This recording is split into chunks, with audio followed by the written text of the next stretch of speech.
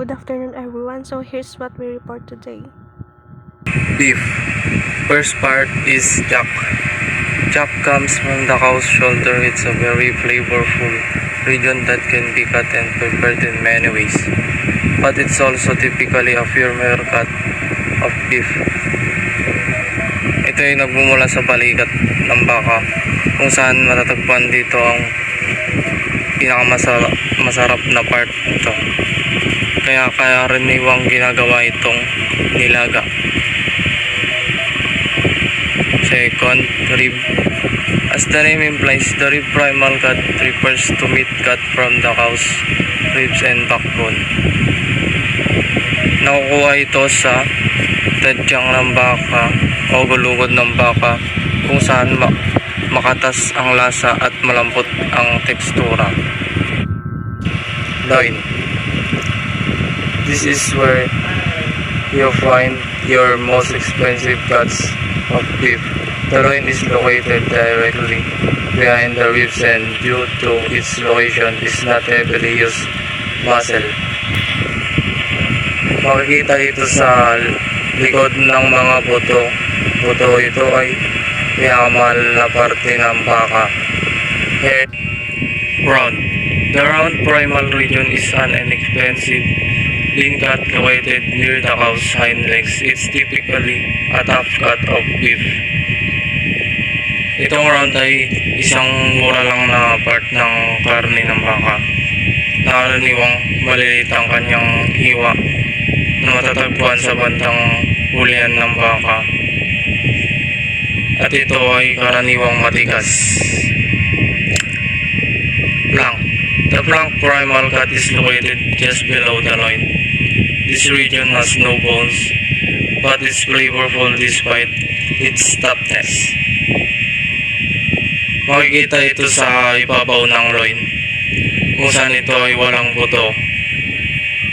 Katulad ng round, ito din ay matigas, pero sa kanyang pagiging matigas, may kakaiba itong lasa. Pinagawa itong pares at caldereta. Brisket. Brisket is known for its fatty, tough texture, but if prepared correctly, low and slow, it can be cooked to melt in your mouth perfection.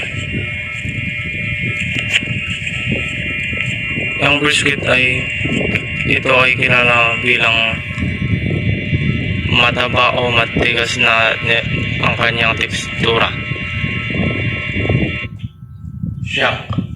Shank is arguably the toughness, deepest cut of beef, located in front of the brisket and the cow's forearm. This beef cut is notable for its sinew dryness. Yung shank po ay pinakamatigas na part ng karne ng baka, pero ito ay mura lamang. Ito ay matatagpuan sa harap ng brisket sa bisig ng baka. At karaniwang putay na ginagawa sa mga restaurants ay braised beef shank.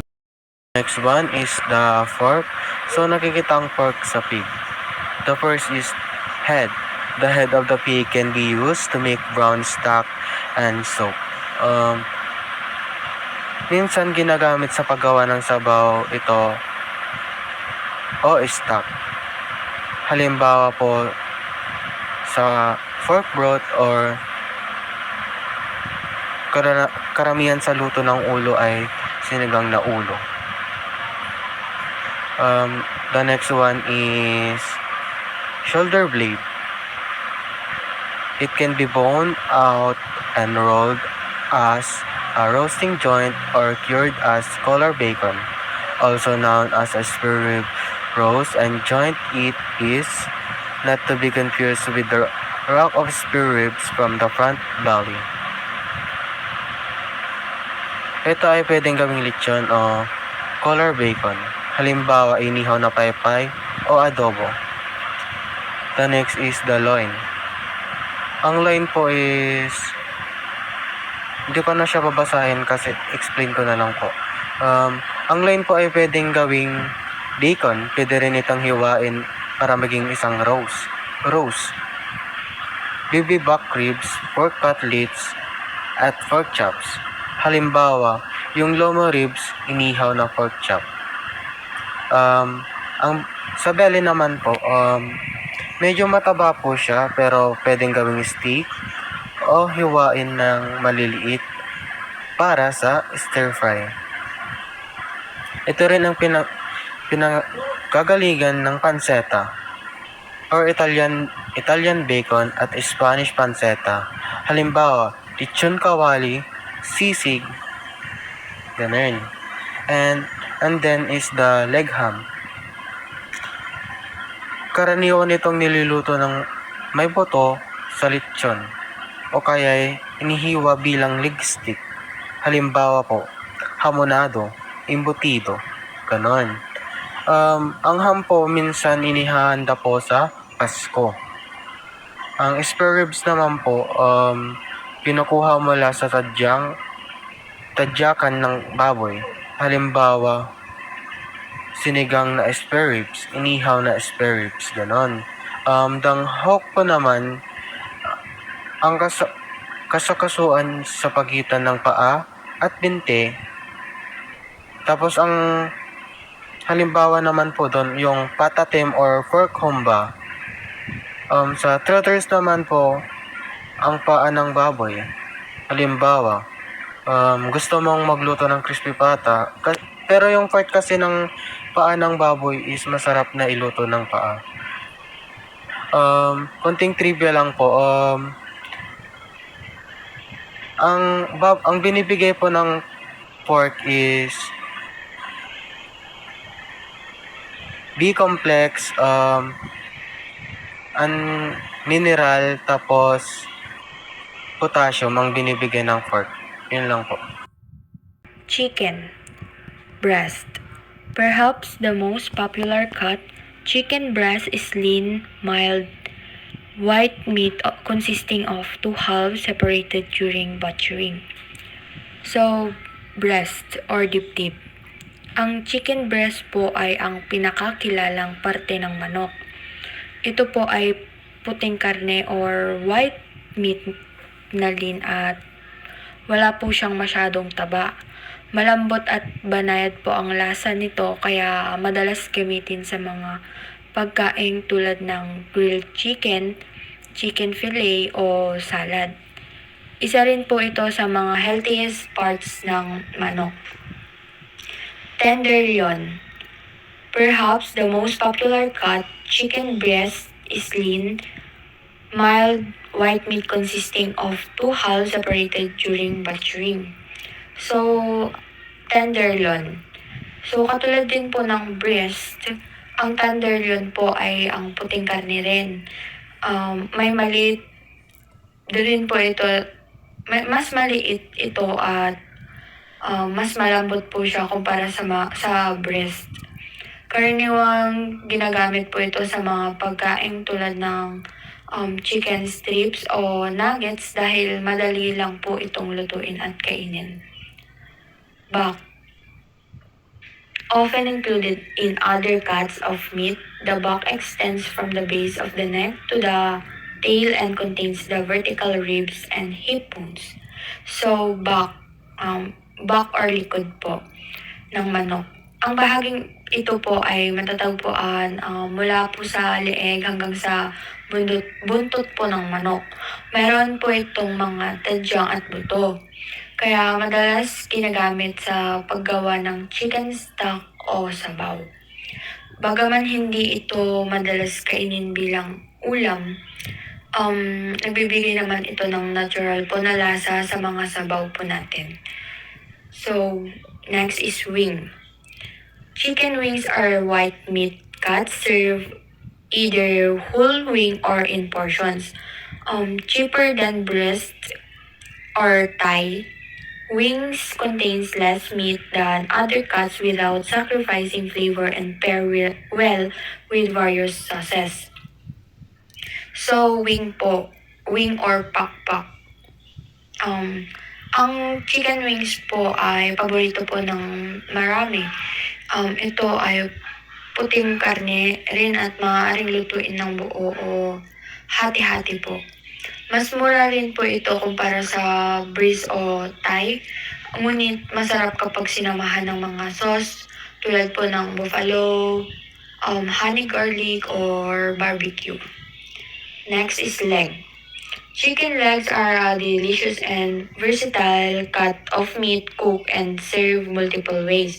Though many people use chicken legs and drumsticks interchangeably, a leg cut meat includes both the drumsticks and the thigh. So, leg or paa. Ang leg po ay binubuo po ng dalawang bahagi, ang drumstick at ang thigh po. Isa ito sa pinakamasarap na parte dahil malasa po at makatas ito. Karaniwan din pong ginagamit ito sa mga ulam tulad ng adobo, fried chicken o inihaw na manok. Next po is drumstick. As the lower part of the chicken leg, a drumstick is often served alone as a crowd-pleasing finger food. The cut is separated at the hock and knee joints and contains the patella with the thigh removed. So, drumstick or binti po. Ito po ang mas mababang bahagi po ng paa at madalas itong ihain ng mag-isa lang at paborito po ito ng mga bata dahil madali po itong hawakan at kainin. Masarap din po itong iprito o i-grill at kadalasang inahalo rin po sa mga simpleng putahe. Next is thigh. A chicken thigh is the upper part of the leg separated at the knee and hip joints. As a favorite dark meat cut, thighs have more fat, moisture, and flavor than chicken breast. So, ang thigh o hita. Ang thigh ay ang itaas po ng bahagi ng paa ng manok at ito ay tinatawag pong dark meat dahil po sa mas madilim ang kulay kumpara sa breast nito. So, mas makatas at malambot at malasa rin po ito kaya paborito sa mga lutong may sabaw o sa sarsa gaya ng adobo o afritada. So, sa kabuuan po, bawat parte po ng manok ay may kanya-kanyang gamit at lasa. So, ang breast ay lean at healthy. Ang thigh naman po at leg ay malasa at makatas. Habang ang wings ay perfect para sa mga snack styles na ulam, ang tamang pagpili po ng parte ng manok ay nakadepende sa uri ng lutong gusto mong ihanda. Dumako naman po tayo sa different cuts of fish. Una, fish fillet. Ito ay manipis na hiwa ng laman ng isda na walang buto. Hinihiwa ito pahaba mula sa katawan ng isda. Pangalawa, butterfly fish. Para itong buong isda na walang sagabal na mga buto. Maganda ito sa presentasyon at masarap kainin. Pangatlo, fish steak. Makapal na hiwa ng isda na pahaba ang hiwa o crosswise. May balat at buto pa ito. Matibay sa init, mainam, iihaw o iprito. Mas malasa dahil kasama ang buto. Pang-apat, fish loin. Makapal at pahabang hiwa mula sa malalaking isda gaya ng tuna o salmon. Wala na itong balat at buto. Pang-lima, fish medallion. Bilog at makapal na hiwa mula sa fish loin. Pang-anim, pandress. Buong isda na tinatanggalan ng lamang loob, kaliskis at palikpik, pero nananatili ang ulo. Number 7, tail cut. Bahagi ng isda na malapit sa buntot, karaniwang may buto pa ito. The last part of our presentation, kinds of shellfish. First, shrimp. Shrimp are crustaceans with exterior shells that are flexible and easy to peel off when you're prepping and eating them.